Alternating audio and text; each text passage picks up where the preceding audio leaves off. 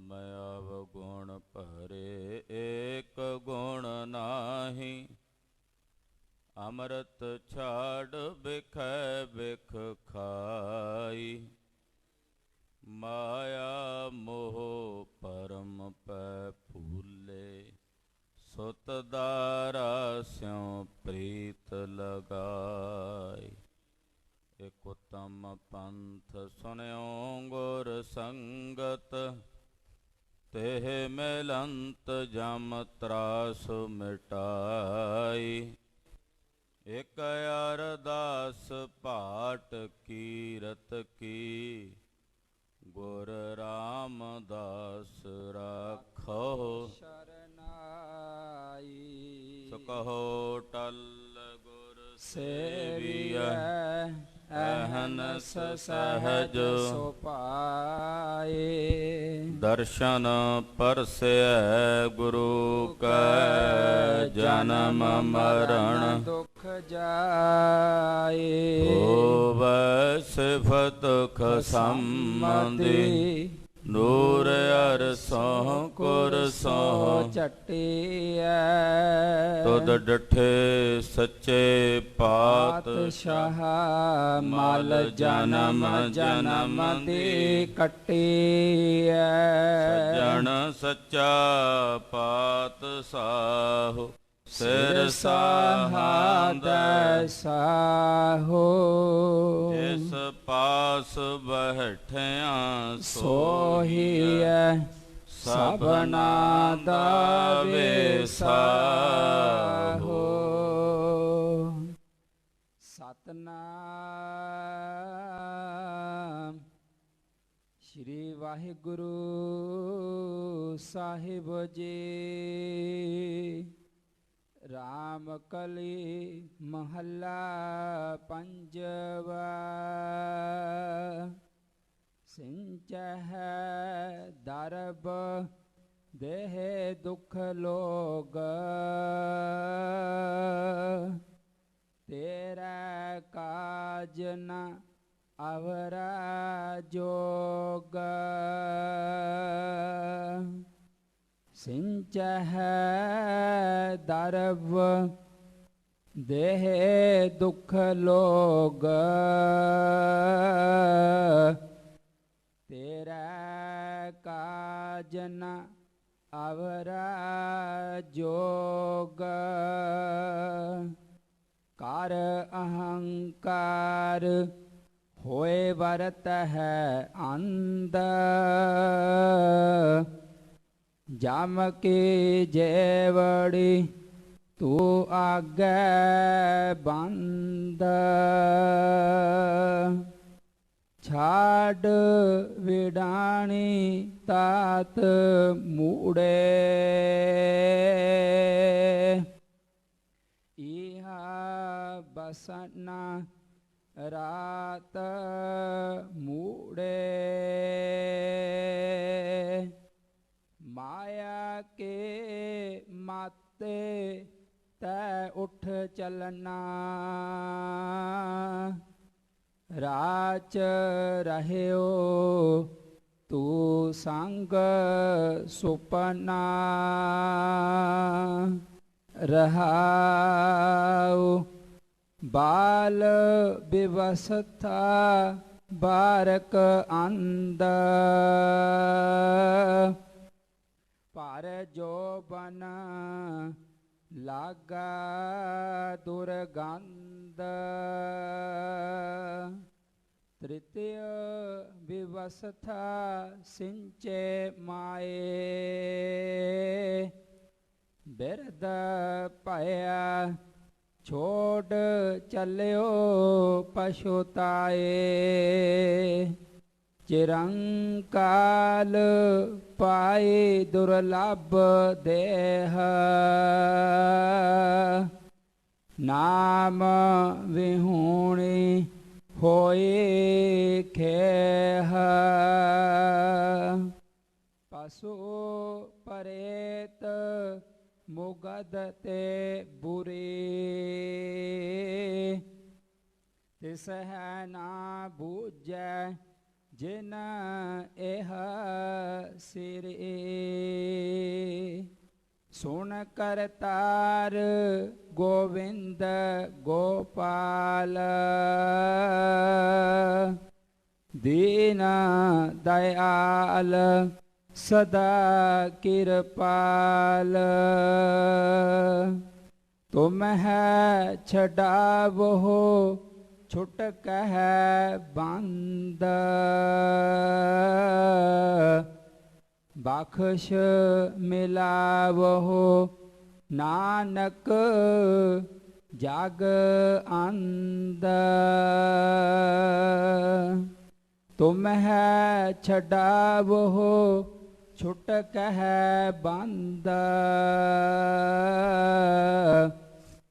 ਬਖਸ਼ ਮਿਲਾਵੋ ਨਾਨਕ ਜਗ ਅੰਦ। ਵਾਹਿਗੁਰੂ ਜੀ ਕਾ ਖਾਲਸਾ ਵਾਹਿਗੁਰੂ ਜੀ ਕੀ ਫਤਿਹ। ਪਰਮ ਸਤਿਕਾਰਯੋਗ ਸਨਮਾਨਯੋਗ ਗੁਰੂ ਕੀ ਸਾਜੀ ਔਰ ਨਵਾਜੀ ਹੋਈ ਗੁਰੂ ਕਾ ਖਾਸ ਰੂਪ ਗੁਰੂ ਖਾਲਸਾ ਸਾਧ ਸੰਗਤ ਜੀਓ ਧੰਤਾ ਦੇ ਪਾਤਰ ਹੋ। ਗਰੀਬ ਨਵਾਜ ਸਤਿਗੁਰੂ ਚਬਰ ਛਤਰ ਤਖਤ ਦੇ ਮਾਲਕ ਸਤਿਗੁਰੂ ਸ਼੍ਰੀ ਗੁਰੂ ਗ੍ਰੰਥ ਸਾਹਿਬ ਜੀ ਮਹਾਰਾਜ ਜੀ ਦੀ ਪਾਵਨ ਪਵਿੱਤਰ ਹਜ਼ੂਰੀ 'ਚ ਅੰਮ੍ਰਿਤ ਵੇਲੇ ਤੋਂ ਹਾਜ਼ਰੀਆਂ ਭਰ ਕੇ ਨੌਵੇਂ ਪਾਤਸ਼ਾਹ ਧੰਨ ਸ੍ਰੀ ਗੁਰੂ ਤੇਗ ਬਹਾਦਰ ਸਾਹਿਬ ਜੀ ਮਹਾਰਾਜ ਜੀ ਦੇ ਚਰਨਾਂ 'ਚ ਨਤਮਸਤਕ ਹੋ ਕੇ ਆਪਣੇ ਜੀਵਨ ਦੀਆਂ ਕੁਝ ਘੜੀਆਂ ਗੁਰੂ ਲੇਖੇ ਲਾ ਕੇ ਸਫਲਾ ਕਰ ਰਹੇ ਹੋ। ਆਸਾ ਜੀ ਦੀ ਵਾਰ ਦੇ ਸ਼ਬਦ ਕੀਰਤਨ ਸਤਿਗੁਰਾਂ ਦੇ ਹਜ਼ੂਰੀ ਕੀਰਤਨੀਏ ਸਿੰਘਾਂ ਪਾਸੋਂ ਬਹੁਤ ਹੀ ਅਦਬ ਸਤਿਕਾਰ ਸਹਿਤ ਆਪ ਜੀ ਨੇ ਸਰਵਣ ਕੀਤੇ ਹਨ। ਸ੍ਰੀ ਮੁਖਵਾਕ ਅੰਮ੍ਰਿਤ ਵੇਲੇ ਮਹਾਰਾਜ ਜੀ ਨੇ ਬਖਸ਼ਿਸ਼ ਕੀਤੇ ਹਨ। ਆਓ ਕੁਝ ਸਮੇਂ ਲਈ ਆਪਣੀਆਂ ਸੁਰਤੀਆਂ ਬਿਰਤੀਆਂ ਨੂੰ ਸਤਿਗੁਰੂ ਪੰਚਮ ਪਾਤਸ਼ਾਹ ਸ਼ਹੀਦਾਂ ਦੇ ਸਰਤਾਜ ਸਤਿਗੁਰੂ ਧੰਨ ਗੁਰੂ ਅਰਜਨ ਦੇਵ ਸਾਹਿਬ ਜਗਤਨਾਥ ਸਤਿਗੁਰਾਂ ਦੇ ਪਵਿੱਤਰ ਚਰਨ ਕਮਲਾਂ ਨਾਲ ਜੋੜੀਏ। ਇਕਾਗਰਤਾ ਬਣਾਉਣ ਨਿਮਿਤ ਆਪਣੀ ਰਸਨਾ ਨੂੰ ਪਵਿੱਤਰ ਕਰਦਿਆਂ ਸਮੂਹ ਮਾਈ ਭਾਈ ਆਖੋ ਜੀ ਸਤਨਾਮ ਸ਼੍ਰੀ ਵਾਹਿਗੁਰੂ ਸਾਹਿਬ ਜੀ। ਸਤਨਾਮ ਸ਼੍ਰੀ ਵਾਹਿਗੁਰੂ ਸਾਹਿਬ ਜੀ। ਰਾਮ ਕਲੀ ਮਹੱਲਾ ਪੰਜਵਾ। ਸਿੰਚਹਿ ਦਰਬ ਦੇਹ ਦੁਖ ਲੋਗ। ਰਾਮ ਕਲੀ ਰਾਗ ਹੈ। ਪੰਜਵੇਂ ਪਾਤਸ਼ਾਹ ਧੰਨ ਗੁਰੂ ਅਰਜਨ ਦੇਵ ਸਾਹਿਬ ਜੀ ਦਾ ਉਚਾਰਨ ਕੀਤਾ ਹੋਇਆ ਪਾਵਨ ਪਵਿੱਤਰ ਸ੍ਰੀ ਮੁਖਵਾਕ ਸ਼ਬਦ ਹੈ। ਲੋਕਾਂ ਨੂੰ ਦੁੱਖ ਦੇ ਕੇ ਠੱਗੀਆਂ ਕਰਕੇ ਦੂਜਿਆਂ ਦਾ ਹੱਕ ਮਾਰ ਕੇ ਟੇਢੇ ਢੰਗ ਨਾਲ ਇਕੱਠਾ ਕੀਤਾ ਹੋਇਆ ਜਿਹੜਾ ਧਨ ਹੈ ਉਹ ਤੋਂ ਇਕੱਤਰ ਕਰ ਰਿਹਾ ਹੈ। ਦੂਸਰੇ ਨੂੰ ਦੁੱਖ ਦੇ ਕੇ ਜਿਹਦੇ ਨਾਲ ਕਿਸੇ ਦੂਸਰੇ ਦਾ ਹੱਕ ਤੂੰ ਮਾਰ ਲਵੇਂ ਤਾਂ ਦੂਜਾ ਦੁਖੀ ਹੋਵੇਗਾ। ਠੱਗੀ ਕਰੇ ਤਾਂ ਦੂਸਰਾ ਦੁਖੀ ਹੋਵੇਗਾ। ਇਸ ਕਰਕੇ ਪਾਤਸ਼ਾਹ ਕਹਿੰਦੇ ਹੈ ਕਿ ਸੰਸਾਰ ਦੇ ਦੂਸਰੇ ਲੋਕਾਂ ਨੂੰ ਦੁੱਖ ਦੇ ਕੇ ਤਕਲੀਫ ਦੇ ਕੇ ਉਹਨਾਂ ਦੇ ਵਿੱਚੋਂ ਉਹਨਾਂ ਦਾ ਹੱਕ ਖਾ ਕੇ ਤੂੰ ਧਨ ਇਕੱਤਰ ਕਰ ਰਿਹਾ ਹੈ। ਸੰਚਹ ਦਰਬ ਉਹ ਤੂੰ ਇਕੱਠਾ ਕਰ ਰਿਹਾ। ਤਕਰੀਬਨ ਬਹੁਤਾਤ ਐਸੇ ਲੋਕਾਂ ਦੀ ਮਿਲੇਗੀ ਸਮਾਜ ਵਿੱਚ। ਜਿਸ ਸਮਾਜ ਵਿੱਚ ਅਸੀਂ ਰਹਿੰਦੇ ਹਾਂ ਇਤਨਾ ਗੰਧਲਾ ਹੋ ਚੁੱਕਾ ਹੈ। ਜੇ ਕਿਤੇ ਸਮਾਜ ਦੇ ਲੋਕਾਂ ਵੱਲ ਵੇਖੀਏ, ਉਹਨਾਂ ਦੇ ਜੀਵਨ ਵੱਲ ਝਾਤ ਮਾਰੀਏ, ਤਾਂ ਇਨਸਾਨ ਦਾ ਮਨ ਪਰੇਸ਼ਾਨ ਹੋ ਜਾਂਦਾ। ਫਿਰ ਉਹਨਾਂ ਵੱਲੋਂ ਸੁਰਤ ਉਪਰਾਮ ਕਰਕੇ ਵਾਹਿਗੁਰੂ ਵੱਲ ਜੋੜਨੀ ਪੈਂਦੀ ਹੈ। ਇਹ ਪ੍ਰਭੂ ਦਇਆ ਕਰੋ, ਤਾਂ ਜਾ ਕੇ ਮਨ ਵਿੱਚ ਟਿਕਾਅ ਬਣਦਾ, ਸੁਰਤੀ ਵਿੱਚ ਸ਼ਾਂਤੀ ਆਉਂਦੀ। ਕਿਤਨਾ ਕੁਝ ਵਰਤ ਰਿਹਾ ਹੈ।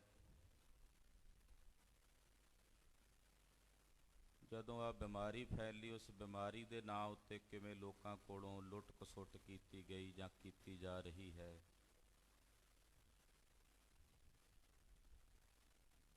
ਕਿ ਕਿਸੇ ਮਨੁੱਖ ਦੇ ਸਾਹਾਂ ਦੀ ਜਿਹੜੀ ਕਦਰ ਹੈ, ਉਹ ਸਾਹ ਵੀ ਜਿਹੜੇ ਨੇ ਉਹ ਤਾਂ ਦੇਣੇ ਨੇ ਜੇ ਇਤਨਾ ਧਨ ਸਾਡੇ ਕੋਲ ਹਾਜ਼ਰ ਕਰੋਗੇ। ਇਹ ਵਰਤਾਰਾ ਸਾਡੇ ਸਮਾਜ ਦੇ ਵਿੱਚ ਅੱਖਾਂ ਨਾਲ ਵੇਖਣ ਨੂੰ ਮਿਲਿਆ ਹੈ। ਇਹੋ ਜਿਹਾ ਗੰਧਲਾ ਹੋ ਚੁੱਕਾ ਹੈ। ਹਾਲਾਂਕਿ ਆਪਣੇ ਸਵਾਸਾਂ ਦਾ ਕੋਈ ਭਰੋਸਾ ਨਹੀਂ, ਖਬਰੇ ਕਿਸ ਵੇਲੇ ਕੀ ਹੋ ਜਾਏ। ਪਰ ਮਨੁੱਖ ਦੀ ਬਿਰਤੀ ਇਤਨੀ ਨਿੱਘਰ ਚੁੱਕੀ ਹੈ, ਇੰਨਾ ਜ਼ਿਆਦਾ ਭਿਆਨਕ ਵਰਤਾਰਾ ਸੰਸਾਰ ਦੇ ਵਿੱਚ ਵਰਤ ਰਿਹਾ ਹੈ ਕਿ ਕੋਈ ਦਇਆ, ਕੋਈ ਤਰਸ ਨਾਮ ਦੀ ਵਸਤੂ ਕਿਸੇ ਦੇ ਹਿਰਦੇ 'ਚ ਰਹੀ ਨਹੀਂ।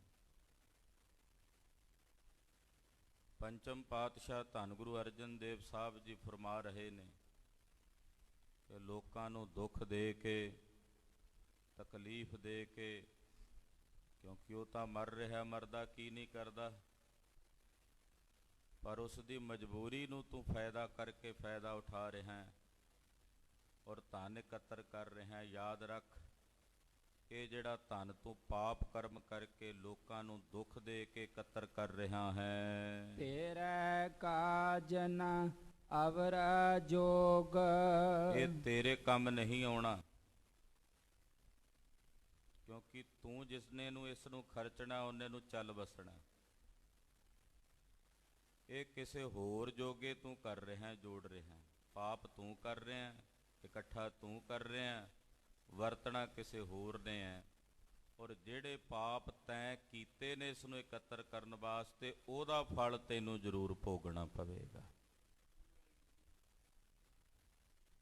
ਉਹਦਾ ਫਲ ਤਾਂ ਤੈਨੂੰ ਜ਼ਰੂਰ ਭੋਗਣਾ ਪਵੇਗਾ। ਇਹ ਭੁਲੇਖਾ ਆਪਣੇ ਹਿਰਦੇ 'ਚੋਂ ਕੱਢ ਦੇ ਕਿ ਜੇ ਮੈਂ ਉਹ ਵਰਤਿਆ ਹੀ ਨਹੀਂ ਜੋ ਮੈਂ ਇਕੱਠਾ ਕੀਤਾ ਮਾੜੇ ਕਰਮ ਕਰਕੇ, ਭੈੜੇ ਕਰਮ ਕਰਕੇ, ਲੋਕਾਂ ਨੂੰ ਦੁੱਖ ਦੇ ਕੇ, ਜੇ ਮੈਂ ਉਹ ਵਰਤਿਆ ਹੀ ਨਹੀਂ ਤੇ ਫਿਰ ਉਹਦਾ ਫਲ ਮੈਨੂੰ ਕਿਉਂ ਭੋਗਣਾ ਪਵੇਗਾ। ਤੂੰ ਵਰਤਿਆ ਨਹੀਂ, ਇਕੱਤਰ ਤਾਂ ਕਰਦਾ ਰਿਹਾ ਨਾ ਪਾਪ ਕਰਕੇ। ਤੋਂ ਹੁਣ ਪਾਪ ਤੈਂ ਕੀਤੇ ਨੇ ਤੇ ਭੋਗਣੇ ਵੀ ਤੈਂ ਹੀ ਨੇ, ਉਹਦਾ ਫਲ ਵੀ ਤੈਨੂੰ ਹੀ ਭੋਗਣਾ ਪਵੇਗਾ। ਐਸਾ ਨਹੀਂ ਕਿ ਹੁਣ ਉਹਦਾ ਫਲ ਕੋਈ ਹੋਰ ਭੋਗੇਗਾ। ਹਾਂ, ਤੇਰੇ ਵੱਲੋਂ ਇਕੱਤਰ ਕੀਤਾ ਪੈਸਾ ਕੋਈ ਹੋਰ ਜ਼ਰੂਰ ਵਰਤ ਸਕਦਾ ਹੈ, ਪਰ ਤੇਰੇ ਵੱਲੋਂ ਕੀਤੇ ਹੋਏ ਗੁਨਾਹਾਂ ਦਾ ਫਲ ਕਿਸੇ ਦੂਸਰੇ ਨੇ ਨਹੀਂ ਭੋਗਣਾ।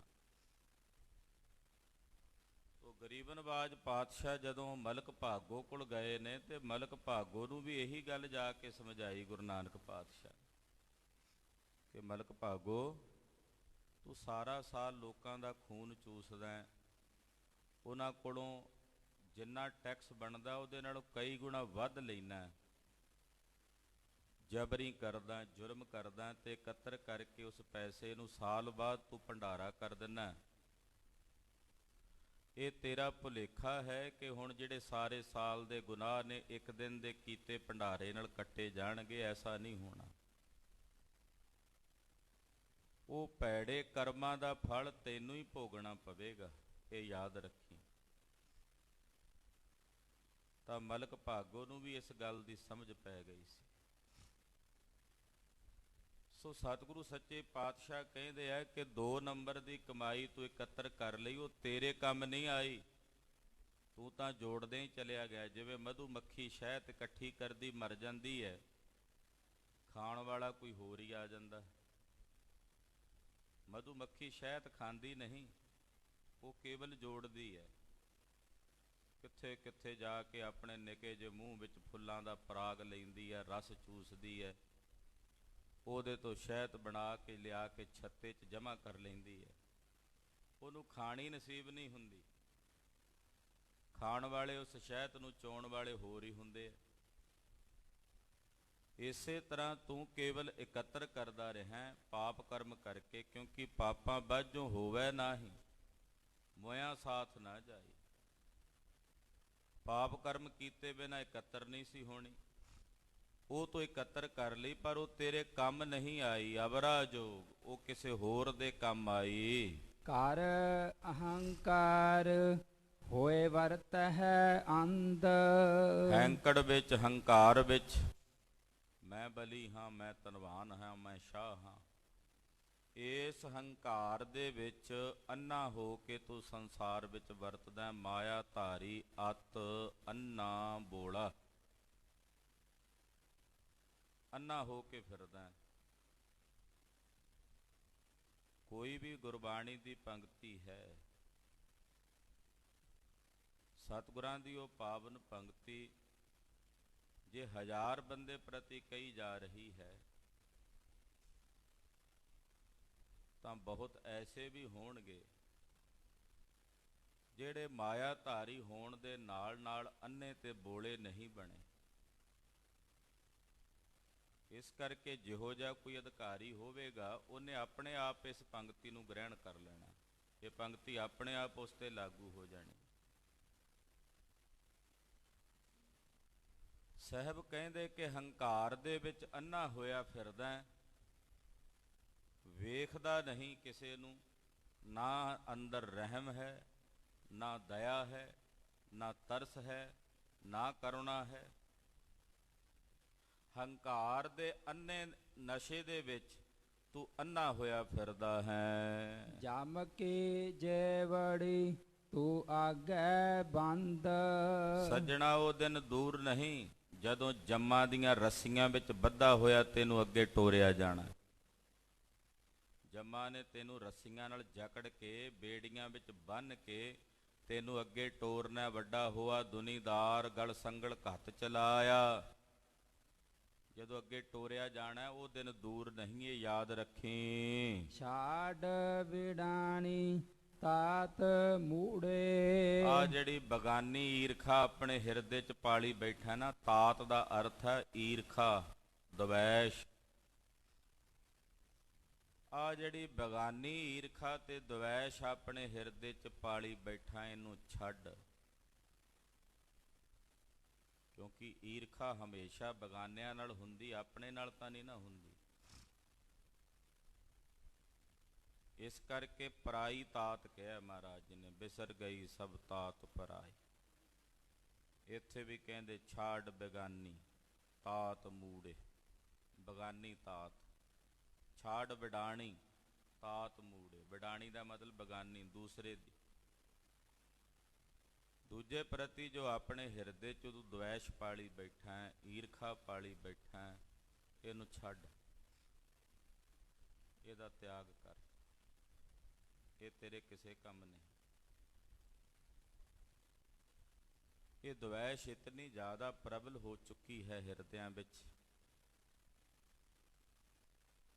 ਕਿ ਧਾਰਮਿਕ ਕਰਮ ਕਰਦਿਆਂ ਵੀ ਲੋਕਾਂ ਦੇ ਹਿਰਦਿਆਂ ਵਿੱਚ ਜੇ ਕੋਈ ਦੂਸਰਾ ਨਾਲ ਧਾਰਮਿਕ ਕਰਮ ਕਰ ਰਿਹਾ, ਉਹਦੇ ਪ੍ਰਤੀ ਵੀ ਦਵੈਸ਼,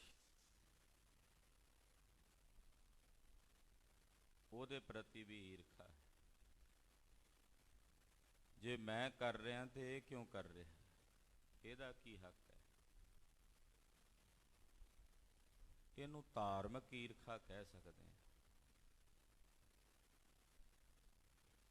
ਉਰੇ ਧਾਰਮਿਕ ਈਰਖਾ ਵੀ ਇਤਨੀ ਪ੍ਰਬਲ ਹੋ ਗਈ ਹੈ। ਸੰਸਾਰੀ ਈਰਖਾ ਤਾਂ ਸੀਗੀ ਮਨੁੱਖ ਅੰਦਰ, ਪਰ ਧਾਰਮਿਕ ਈਰਖਾ ਵੀ ਆ ਗਈ। ਇਹ ਕਿਉਂ ਮੇਰੇ ਤੋਂ ਅੱਗੇ ਲੰਘ ਰਿਹਾ ਹੈ, ਇਹ ਮੇਰੇ ਤੋਂ ਵੱਧ ਸੇਵਾ ਕਿਵੇਂ ਕਰ ਜਾਏ, ਇਹ ਮੇਰੇ ਤੋਂ ਵੱਧ ਸਮਾਂ ਇਹ ਸੇਵਾ ਕਿਵੇਂ ਨਿਭਾ ਲਵੇ। ਇਹ ਈਰਖਾ ਵੀ ਹੈ। ਇਹ ਦਵੈਸ਼ ਵੀ ਅੱਜ ਕੱਲ੍ਹ ਧਰਮ ਸਥਾਨਾਂ 'ਤੇ ਤੁਹਾਨੂੰ ਵੇਖਣ ਨੂੰ ਅਕਸਰ ਮਿਲੇਗੀ। ਔਰ ਇਸ ਦਵੈਸ਼ ਨਾਲ ਪੈਦਾ ਹੋਣ ਵਾਲੀਆਂ ਲੜਾਈਆਂ ਤੇ ਝਗੜੇ ਵੀ ਤੁਸੀਂ ਅਕਸਰ ਵੇਖੋਗੇ। ਪਾਤਸ਼ਾਹ ਸਾਨੂੰ ਸਾਰਿਆਂ ਨੂੰ ਸੰਬੋਧਨ ਕਰਕੇ ਕਹਿੰਦੇ ਆ, ਇਸ ਤਾਤ ਨੂੰ, ਇਸ ਦੂਸਰੀ ਬਗਾਨੀ ਈਰਖਾ ਨੂੰ, ਦਵੈਸ਼ ਨੂੰ ਆਪਣੇ ਹਿਰਦੇ 'ਚੋਂ ਛੱਡ ਦਿਓ, ਕਿਉਂਕਿ ਅਸੀਂ ਉਸ ਗੁਰੂ ਦੇ ਸਿੱਖ ਹਾਂ ਜਿਸ ਗੁਰੂ ਦੀ ਸੰਗਤ ਕੀਤਿਆਂ ਇਹ ਵਿਗਾਨੀ ਤਾਤ ਹਿਰਦੇ ਚੋਂ ਵਿਸਰ ਜਾਂਦੀ ਹੈ। ਬਿਸਰ ਗਈ ਸਭ ਤਾਤ ਪਰਾਈ, ਜਬ ਤੇ ਸਾਧ ਸੰਗਤ ਮੋਹਿ ਪਾਈ।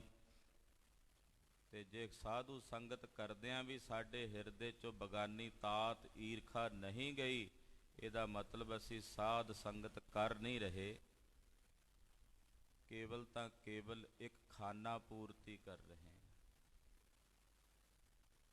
ਜੇ ਕੀਤੀ ਹੁੰਦੀ ਗੁਰੂ ਕੀ ਸੰਗਤ, ਅਸਲ ਵਿੱਚ ਗੁਰੂ ਸੰਗਤ ਦਾ ਅਨੁਭਵ ਮਾਣਿਆ ਹੁੰਦਾ, ਤਾਂ ਇਹ ਬਗਾਨੀ ਤਾਤ ਹਿਰਦੇ ਚੋਂ ਚਲੀ ਜਾਂਦੀ।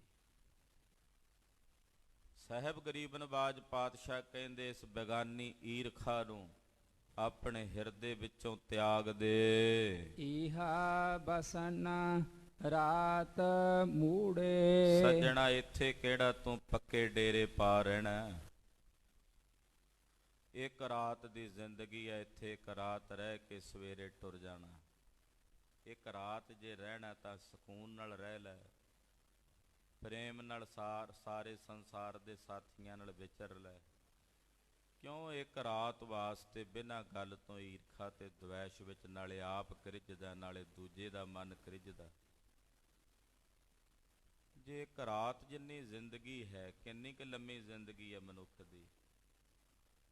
ਸੱਜਣਾ ਇੱਥੇ ਤਾਂ ਇੱਕ ਰਾਤ ਦਾ ਬਸੇਰਾ ਹੈ, ਇੱਕ ਰਾਤ ਇੱਥੇ ਰਹਿਣਾ ਤੇ ਸਵੇਰੇ ਉੱਠ ਕੇ ਚੱਲਣਾ, ਭਲਕੇ ਚੱਲਣ ਹੋਏ। ਰਾਤ ਕਾਰਨ ਧਨ ਸੰਚੀਐ, ਭਲਕੇ ਚੱਲਣ ਹੋਏ। ਹਾਂਜੀ। ਮਾਇਆ ਕੇ ਮਾਤੇ ਤੈ ਉੱਠ ਚੱਲਣਾ। ਹੇ ਮਾਇਆ ਦੇ ਨਸ਼ੇ ਵਿੱਚ ਮਸਤ ਹੋਏ ਮਨੁੱਖ, ਤੈਂ ਸੰਸਾਰ ਤੋਂ ਉੱਠ ਕੇ ਚਲੇ ਜਾਣਾ। ਮਾਇਆ ਦੇ ਨਸ਼ੇ ਵਿੱਚ ਮਸਤ ਹੋਏ ਮਨੁੱਖ, ਤੂੰ ਇੱਥੋਂ ਚਲਾ ਜਾਣਾ ਹੈ। ਰਾਚ ਰਹਿਓ ਤੂੰ ਸੰਗ ਸੁਪਨਾ। ਤੂੰ ਬਿਨਾਂ ਗੱਲ ਤੋਂ ਹੀ ਸੁਪਨੇ ਦੇ ਰੰਗ ਦੇ ਵਿੱਚ ਰਚਿਆ ਹੋਇਆ, ਸੁਪਨੇ ਨੂੰ ਸੱਚ ਸਮਝੀ ਬੈਠਾ। ਜੋ ਹੈ ਹੀ ਸੁਪਨਾ, ਉਹਨੂੰ ਸੱਚ ਜਾਣ ਕੇ ਉਹਦੇ ਵਿੱਚ ਹੀ ਰਚਿਆ ਹੋਇਆ। ਇਹ ਜੱਗ ਸੁਪਨਾ ਹੀ ਹੈ ਨਾ, ਇਹਦੇ ਵਿੱਚ ਤੂੰ ਰਚਿਆ ਹੋਇਆ ਹੈ। ਰਹਾਉ ਬਾਲ ਬਿਵਸਥਾ ਬਾਰਕ ਅੰਧ। ਬਚਪਨ ਦੀ ਅਵਸਥਾ ਜਿਹੜੀ ਬਾਲ ਪੁਣੇ ਚ ਅਗਿਆਨ ਪੁਣੇ ਚ ਬੀਤ ਜਾਂਦੀ। ਕੋਈ ਵਿਰਲਾ ਹੀ ਹੈ ਨਾ ਬਚਪਨ ਚ ਜਿਹਨੂੰ ਰੰਗ ਲੱਗ ਜਾਏ, ਨਹੀਂ ਤਾਂ ਅਣਜਾਣ ਪੁਣੇ ਵਿੱਚ ਹੀ ਬਾਲਕ ਦੀ ਅਵਸਥਾ ਬੀਤ ਜਾਂਦੀ। ਕਾਨੂੰਨ ਵੀ ਕਹਿੰਦਾ 18 ਸਾਲ ਤੋਂ ਥੱਲੇ ਹੈ, ਇਹਨੂੰ ਪਤਾ ਨਹੀਂ ਹੈ, ਸੋਝੀ ਨਹੀਂ ਹੈ, ਬਾਲਕ ਹੈ। ਤੋ ਬਾਲ ਅਵਸਥਾ ਦੇ ਵਿੱਚ ਜਿਹੜੀ ਅਵਸਥਾ ਹੈ, ਜਿੰਨੀ ਵੀ ਉਮਰ ਹੈ ਬਾਲਕ ਅਵਸਥਾ ਦੀ, ਉਹ ਅਗਿਆਨਤਾ ਦੇ ਅੰਧਕਾਰ ਵਿੱਚ ਬੀਤ ਜਾਂਦੀ ਹੈ। ਪਰ ਜੋਬਨ ਲਾਗਾ ਦੁਰਗੰਧ। ਜਦੋਂ ਜਵਾਨੀ ਆਉਂਦੀ ਤਾਂ ਜਵਾਨੀ ਦੇ ਨਸ਼ੇ ਵਿੱਚ ਫਿਰ ਵਿਸ਼ੇ ਵਿਕਾਰਾਂ ਵਿੱਚ ਪ੍ਰਵਿਰਤ ਹੋ ਜਾਂਦਾ, ਦੁਰਗੰਧ 'ਚ ਗੰਧ ਪੱਖਣ ਲੱਗ ਪੈਂਦਾ। ਕੋਈ ਵਿਰਲਾ ਜਵਾਨ ਹੀ ਹੋਵੇਗਾ ਜਿਹੜਾ ਜਵਾਨੀ ਨੂੰ ਸੰਭਾਲ ਲਵੇ, ਨਹੀਂ ਤਾਂ ਜਵਾਨੀ ਦੇ ਨਸ਼ੇ ਵਿੱਚ ਮਸਤ ਹੋਏ ਮਨੁੱਖ ਵੀ ਆਪ ਹੁਦਰੀਆਂ ਕਰਦੇ ਦਿਸਦੇ ਨੇ। ਉਹ ਕਹਿੰਦੇ ਜਿਵੇਂ ਜਵਾਨੀ ਆਈ ਸਾਡੇ ਤੇ ਆ, ਕਿਸੇ ਹੋਰ ਤੇ ਆਈ ਨਹੀਂ। ਤੋ ਹਜ਼ਾਰਾਂ ਨੇ ਐਸੇ ਜਵਾਨ ਜਦੋਂ ਜਵਾਨੀ ਆਈ ਤਾਂ ਦੁਰਗੰਧ ਵਿੱਚ ਲੱਗ ਗਏ, ਵਿਕਾਰਾਂ ਵਿੱਚ ਲੱਗ ਗਏ, ਵਿਸ਼ਿਆਂ ਦੇ ਵਿੱਚ ਪ੍ਰਵਿਰਤ ਹੋ ਗਏ। ਤ੍ਰਿਤੀਯ ਵਿਵਸਥਾ ਸਿੰਚੇ ਮਾਏ। ਤੀਜੀ ਅਵਸਥਾ ਮਹਾਰਾਜ ਜੀ ਕਹਿੰਦੇ ਆ ਜਵਾਨੀ ਤੋਂ ਬਾਅਦ ਦੀ, ਜਿਹਨੂੰ ਆਪਾਂ ਪ੍ਰੋੜ ਅਵਸਥਾ ਕਹਿ ਦਿੰਦੇ ਆ, ਅਧਖੜ ਅਵਸਥਾ ਕਹਿ ਦਿੰਦੇ ਆ। ਉਹੀ ਕੋਈ 30 ਤੋਂ 40 ਸਾਲਾਂ ਦੇ ਵਿਚਕਾਰ ਜਾਂ 40 ਦੇ ਥੋੜਾ ਜਿਹਾ ਉੱਤੇ ਚਲਾ ਜਾਏ। ਜਦੋਂ ਉਸ ਉਮਰ ਵਿੱਚ ਪਹੁੰਚਦਾ ਫਿਰ ਕਹਿੰਦਾ ਹੁਣ ਕੁਝ ਜੋੜ ਲਵਾਂ। ਜਵਾਨੀ ਵਿੱਚ ਉਜਾੜਦਾ, ਦੁਰਗੰਧ ਵਿੱਚ ਲੱਗਦਾ, ਮਾੜੇ ਭੈੜੇ ਕਰਮ ਕਰਦਾ। ਫਿਰ ਤੀਜਾ ਪੜਾਅ ਆਉਂਦਾ ਉਮਰ ਦਾ, ਉਦੋਂ ਕਹਿੰਦਾ ਹੁਣ ਜੋੜਾਂ, ਹੁਣ ਇਕੱਠਾ ਕਰ ਲਵਾਂ, ਬੁਢੇਪੇ 'ਚ ਕੰਮ ਆਵੇਗਾ। ਹਾਂਜੀ। ਬਿਰਧ ਭਇਆ ਛੋੜ ਚਲਿਓ ਪਛੁਤਾਏ। ਕਹਿੰਦੇ ਜੋੜਦਿਆਂ ਜੋੜਦਿਆਂ ਬੁੱਢਾ ਹੋ ਜਾਂਦਾ, ਹਾਲੇ ਵਰਤਣ ਦਾ ਸਮਾਂ ਹੀ ਨਹੀਂ ਸੀ ਆਇਆ ਕਿ ਇੰਨੇ ਨੂੰ ਬੁਢੇਪਾ ਆਇਆ ਤੇ ਚੱਲਦਾ ਬਣਿਆ। ਕਹਿੰਦੇ ਇਦਾਂ ਜ਼ਿੰਦਗੀ ਦੇ ਚਾਰੇ ਪੜਾਅ ਬੀਤ ਗਏ। ਬਚਪਨ ਅਗਿਆਨਪੁਣੇ 'ਚ, ਜਵਾਨੀ ਵਿਕਾਰਾਂ ਵਿੱਚ, ਜਿਹੜਾ ਤੀਜਾ ਪੜਾਅ ਸੀ ਜ਼ਿੰਦਗੀ ਦਾ ਉਹ ਜੋੜਦਿਆਂ ਤੇ ਬੁਢੇਪੇ 'ਚ ਉੱਠ ਕੇ ਚਲਾ ਗਿਆ। ਜੇ ਜਦੋਂ ਛੱਡ ਕੇ ਚੱਲਿਆ ਫਿਰ ਪਛਤਾਵਾ ਹੀ ਰਹਿ ਗਿਆ। ਸਿਰਫ ਜੋੜਨਾ ਹੀ ਸੀ ਮੇਰਾ ਕੰਮ, ਇਹਨੂੰ ਇਕੱਤਰ ਕਰਨਾ ਹੀ ਮੇਰਾ ਕੰਮ ਸੀ। ਬਾਅਦ ਵਿੱਚ ਤਾਂ ਫਿਰ ਬੱਚੇ ਰਾਗੀ ਸਿੰਘਾਂ ਤੇ ਪਾਠੀ ਸਿੰਘਾਂ ਨਾਲ ਵੀ ਬਹਿਸ ਦੇ ਨਜ਼ਰ ਆਉਂਦੇ ਆ। ਘੱਟ ਕਰੋ ਭੇਟਾ, ਉਹਨਾਂ ਲਈ ਜੋੜ ਕੇ ਇਕੱਤਰ ਕਰਕੇ ਗਿਆ ਸੀ। ਜਿਹੜੇ ਤੇਰੇ ਭੋਗ ਤੇ ਵੀ ਪੈਸੇ ਖਰਚਣ ਵੇਲੇ ਫਿਰ ਸੋਚਦੇ ਆ ਵੀ ਜਲੇਬੀਆਂ ਵੀ ਡਾਲਡੇ ਘਿਓ ਦੀਆਂ ਕੱਢੀਏ, ਜਿਹੜੀਆਂ ਹਲਵਾਈ ਨੂੰ ਕਹਿੰਦੇ ਘੱਟ ਤੋਂ ਘੱਟ ਖਰਚਾ ਕਰਾਈ, ਉਹ ਤਾਂ ਮਰ ਗਿਆ ਬਾਪੂ ਜੀ ਨੇ ਮਰਨਾ ਸੀ। ਹੋਣਾ ਚਾਹੀਦਾ ਘੱਟ ਤੋਂ ਘੱਟ। ਮੈਂ ਇਹ ਨਹੀਂ ਕਹਿੰਦਾ ਕਿ ਵਿਆਹ ਹੀ ਕਰੋ ਬਜ਼ੁਰਗਾਂ ਦੇ ਜਦੋਂ ਮਰ ਜਾਣ ਮੁੱਕ ਜਾਣ, ਪਰ ਆਮ ਕਰਕੇ ਇਹ ਉਦਾਹਰਣ ਵਜੋਂ ਕਹਿ ਰਿਹਾ। ਇਹਦਾ ਮਤਲਬ ਇਹ ਨਹੀਂ ਹੈ ਕਿ ਸਾਦਗੀ ਛੱਡ ਦੇਣੀ ਹੈ। ਅੱਜ ਕੱਲ੍ਹ ਤਾਂ ਬਜ਼ੁਰਗਾਂ ਦੇ ਭੋਗਾਂ ਤੇ ਵੀ ਜਾਈਏ ਤੇ ਇੱਦਾਂ ਜਾਪਦਾ ਜਿਵੇਂ ਉੱਥੇ ਵਿਆਹ ਹੋ ਰਿਹਾ ਹੋਵੇ, ਵਿਖਾਣਾ ਹੁੰਦਾ। ਵੇਖੋ ਜੀ ਅਸੀਂ ਇੰਨਾ ਕੁਝ ਕੀਤਾ, ਸਾਦਾ। ਜੋ ਸਾਦਗੀ ਵਿੱਚ ਆਨੰਦ ਹੈ ਉਹ ਕਿਤੇ ਨਹੀਂ ਹੈ। ਜਿਹੜਾ ਬਹੁਤਾ ਵਿਖਾਵਾ ਜਿਹਾ ਹੁੰਦਾ ਨਾ, ਚੋਹ ਚੋਹਾ ਜਿਹਾ, ਉਹ ਮਨ ਨੂੰ ਪਰੇਸ਼ਾਨ ਕਰਦਾ, ਹਿਰਦੇ ਨੂੰ ਪਰੇਸ਼ਾਨ ਕਰਦਾ, ਮਨ ਨੂੰ ਅਸ਼ਾਂਤ ਕਰਦਾ। ਖੈਰ, ਕਹਿੰਦੇ ਜਦੋਂ ਛੱਡ ਕੇ ਗਿਆ ਤੇ ਫਿਰ ਪਛਤਾਵਾ ਹੀ ਰਹਿ ਗਿਆ ਮਨ 'ਚ। ਬਿਰਧ ਭਇਆ ਛੋੜ ਚੱਲਿਓ ਪਛਤਾਏ, ਜਦੋਂ ਛੱਡ ਕੇ ਚੱਲਿਆ ਤੇ ਪਛਤਾਵਾ ਹੀ ਰਹਿ ਗਿਆ ਕਿ ਮੈਂ ਸਾਰੀ ਜ਼ਿੰਦਗੀ ਇੱਦਾਂ ਹੀ ਕੱਟ ਦਿੱਤੀ, ਮੇਰਾ ਜੀਵਨ ਇਸੇ ਤਰ੍ਹਾਂ ਹੀ ਬੀਤ ਗਿਆ। ਹਾਂਜੀ। ਚਿਰੰਕਾਲ ਪਾਈ ਦੁਰਲੱਭ ਦੇਹ, ਕਹਿੰਦੇ ਬੜੇ ਲੰਮੇ ਅਰਸੇ ਤੋਂ ਬਾਅਦ ਤੈਨੂੰ ਇਹ ਦੇਹ ਮਿਲੀ ਸੀ। ਇੱਦਾਂ ਹੀ ਨਹੀਂ ਮਿਲ ਗਈ ਇਹ ਦੇਹ, ਇਸ ਨੂੰ ਪ੍ਰਾਪਤ ਕਰਨ ਲਈ ਪਤਾ ਨਹੀਂ ਕਿੰਨੇ ਕੁ ਸਮੇਂ ਨੂੰ ਬਤੀਤ ਕੀਤਾ ਹੋਣਾ, ਔਰ ਅਸੀਂ ਅੰਦਾਜ਼ਾ ਵੀ ਨਹੀਂ ਲਾ ਸਕਦੇ ਵੀ ਉਹ ਸਮਾਂ ਕਿੰਨਾ ਕੁ ਹੋਵੇਗਾ। ਜੇ ਅੰਦਾਜ਼ਾ ਲਾਉਣ ਵੀ ਬੈਠੀਏ ਨਾ ਤੇ ਅੰਦਾਜ਼ਾ ਵੀ ਨਹੀਂ ਲਾ ਪਾਵਾਂਗੇ ਕਿ ਕਿੰਨਾ ਸਮਾਂ ਪਹਿਲਾਂ ਇਸ ਦੇਹ ਨੂੰ ਪ੍ਰਾਪਤ ਕਰਨ ਲਈ ਅਸੀਂ ਬਤੀਤ ਕੀਤਾ। ਇਸ ਕਰਕੇ ਗੁਰਦੇਵ ਨੇ ਚਿਰੰਕਾਲ ਸ਼ਬਦ ਵਰਤਿਆ ਕਿ ਬੜੇ ਲੰਮੇ ਸਮੇਂ ਤੋਂ ਬਾਅਦ, ਬੜੀ ਲੰਮੀ ਯਾਤਰਾ ਤੋਂ ਬਾਅਦ ਆ ਦੁਰਲਭ ਦੇਹ ਪ੍ਰਾਪਤ ਹੋਈ ਸੀ। ਨਾਮ ਵਿਹੂਣੀ ਹੋਈ ਖੇਹ, ਪਰ ਨਾਮ ਤੋਂ ਵਿਹੂਣੀ, ਪਰਮੇਸ਼ਰ ਦੇ ਭਜਨ ਤੋਂ ਬਿਨਾਂ ਇਹ ਖੇ ਹੋ ਗਈ। ਨਾਮ ਵਿਹੂਣੀ ਖੇ ਹੋ ਗਈ। ਅਕਾਲ ਪੁਰਖ ਦੇ ਭਜਨ ਤੋਂ ਬਿਨਾਂ ਇਹ ਖੇ ਵਿੱਚ, ਮਿੱਟੀ ਵਿੱਚ ਰਲ ਗਈ। ਪਸ਼ੂ ਪਰੇਤ ਮੁਗਧ ਤੇ ਬੁਰੀ, ਕਹਿੰਦੇ ਫਿਰ ਇਹੋ ਜਿਹੇ ਮਨੁੱਖ, ਉਹ ਤਾਂ ਪਸ਼ੂਆਂ ਨਾਲੋਂ ਵੀ ਮਾੜੇ ਨੇ, ਪ੍ਰੇਤਾਂ ਨਾਲੋਂ ਵੀ ਮਾੜੇ ਨੇ, ਮੂਰਖਾਂ ਨਾਲੋਂ ਵੀ ਬੁਰੇ ਨੇ।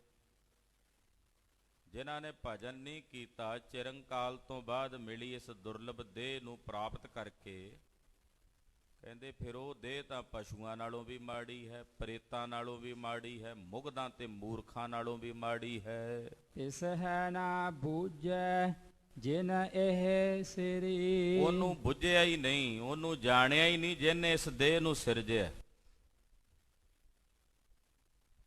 ਜਿਸ ਨੇ ਇਸ ਦੇਹ ਨੂੰ ਰਚਿਆ। ਜਿਨ ਹੈ ਨਿਵਾਜ ਸਾਜ ਹਮ ਕੀਏ, ਤਿਸੈ ਵਿਸਾਰ ਅਵਰ ਲਾਗਰੀ।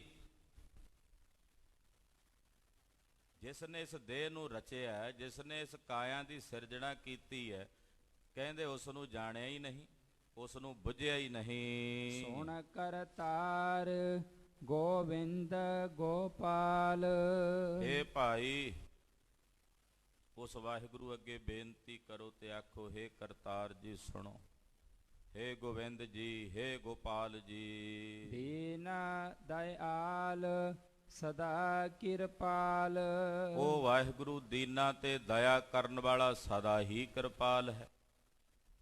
ਦੀਨਾਂ ਤੇ ਦਇਆ ਕਰਦਾ ਹੈ ਔਰ ਸਦਾ ਹੀ ਕਿਰਪਾ ਕਰਨ ਵਾਲਾ ਕਿਰਪਾਲ ਹੈ। ਤੁਮ ਹੈ ਛਡਾਵੋ ਛੁਟਕ ਹੈ ਬੰਦ।